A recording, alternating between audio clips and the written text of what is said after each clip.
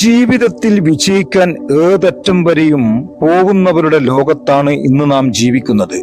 ജീവിത വിജയം കരസ്ഥമാക്കുന്നതിനായി എന്തു ചെയ്യാനും എത്രയൊക്കെ കഠിനാധ്വാനം ചെയ്യുന്നതിനും നാം തയ്യാറാണ്. എന്നാൽ അതിനു വേണ്ടി എന്താണ് ചെയ്യേണ്ടത്, എപ്രകാരമാണ് ആരംഭിക്കേണ്ടത് എന്നതിനെക്കുറിച്ച് കൃത്യമായ ധാരണയില്ലാത്തതാണ് വിജയത്തിന് തടസ്സം സൃഷ്ടിക്കുന്നത്. കഠിനാധ്വാനത്തിലൂടെ വിജയം കരസ്ഥമാക്കുമ്പോൾ പലർക്കും പരാജയം നേരിടേണ്ടി വരാം. എന്നാൽ അത്തരം സാഹചര്യങ്ങളിൽ എങ്ങനെ മുന്നോട്ട് പോകണം, എന്തൊക്കെ ശ്രദ്ധിക്കണം, എങ്ങനെ തളരാതെ അതിനെയെല്ലാം നേരിടണം എന്നത് ഒരു ചോദ്യം തന്നെയാണ്. ചാണക്യനീതിയിൽ ചാണക്യൻ ഇത്തരം കാര്യങ്ങളെക്കുറിച്ച് കൃത്യമായി പറയുന്നുണ്ട്. അവ എന്തൊക്കെയെന്ന് നമുക്ക് നോക്കാം. എപ്പോഴും ഏത് കാര്യത്തിനും ഒരു സ്വയം നിയന്ത്രണം അനിവാര്യമാണ്. ഇത് നിങ്ങളുടെ വ്യക്തിപരമായ വളർച്ചയ്ക്കും മുതൽക്കൂട്ടാണ്.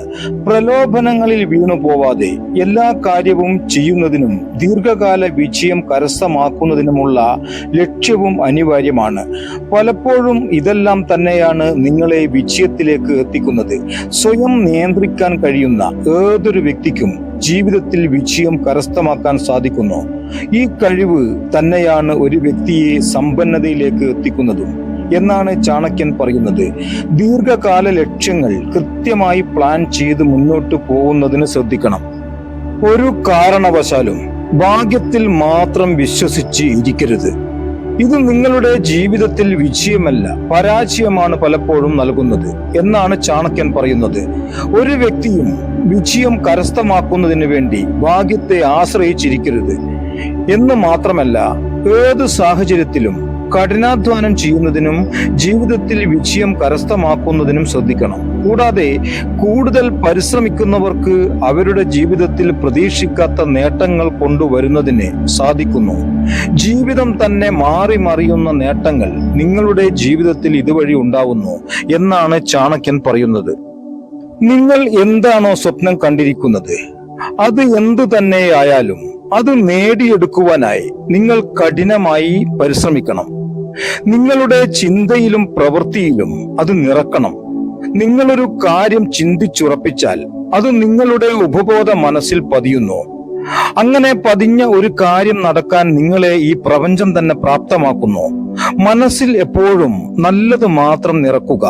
തിന്മയുള്ള കാര്യങ്ങൾ ചിന്തിക്കാതിരിക്കുക. മനസ്സിൽ എപ്പോഴും സന്തോഷം നിറച്ചുകൊണ്ട് മാനസികമായും ശാരീരികമായും ആ ലക്ഷ്യത്തിന് വേണ്ടി പ്രവർത്തിക്കുക. തീർച്ചയായും നിങ്ങളിലേക്ക് അത് എത്തിച്ചേരുക തന്നെ ചെയ്യും. നിങ്ങളുടെ ബലഹീനതകൾ എന്തൊക്കെ എന്നതിനെ കുറിച്ച് നിങ്ങൾക്ക് കൃത്യമായി അറിയാം. എന്നാൽ ഒരിക്കലും അവയൊന്നും തന്നെ തുറന്നു പറയരുത്. അത് നിങ്ങളുടെ വിജയത്തിലേക്കുള്ള പാത അടക്കുകയാണ് ചെയ്യുന്നത്. ഇത്തരം വെളിപ്പെടുത്തലുകൾ നിങ്ങളുടെ ജീവിതത്തെ കൂടുതൽ പ്രതിസന്ധിയിലാക്കുന്നു. എതിരാളികൾക്ക് പലപ്പോഴും നിങ്ങളെ ജയിക്കാൻ ഇത് കാരണമാകുന്നു. ഇത്തരം കാര്യങ്ങൾ നിങ്ങളെ മുതലെടുക്കുന്നതിലേക്ക് വരെ എത്താൻ സാധ്യതയുണ്ട്. അതുകൊണ്ട് തന്നെ സംസാരിക്കുമ്പോൾ ഒരു കാരണവശാലും ബലഹീനതയെക്കുറിച്ച് സംസാരിക്കരുത്. ലക്ഷ്യം ഉറപ്പാക്കി കഴിഞ്ഞാൽ പിന്നെ അതിനുവേണ്ടി മോശമായ എല്ലാ കാര്യത്തിൽ നിന്നും വിട്ടുനിൽക്കണം. കാരണം മോശം കൂട്ടുകെട്ടുള്ള ഒരു വ്യക്തിക്ക് ഒരിക്കലും ആഗ്രഹിച്ചത് നേടിയെടുക്കാൻ സാധിക്കില്ല. നിങ്ങളുടെ ചുറ്റുപാടും നിങ്ങളുടെ ഉയർച്ചയിൽ അസൂയയുള്ള വ്യക്തികൾ ധാരാളം ഉണ്ടാകും. അവർ നിങ്ങളുടെ തോൽവി കാത്തിരിക്കുന്നവരായിരിക്കും. ഒരിക്കലും അവർക്ക് നിങ്ങളൊരു അവസരം കൊടുക്കാൻ പാടില്ല. വിജയം ആഗ്രഹിക്കുന്നുവെങ്കിൽ അവരിൽ നിന്നും വിട്ടുനിൽക്കുക. നിങ്ങളുടെ ലക്ഷ്യത്തിൽ മാത്രം ശ്രദ്ധ കേന്ദ്രീകരിക്കുക.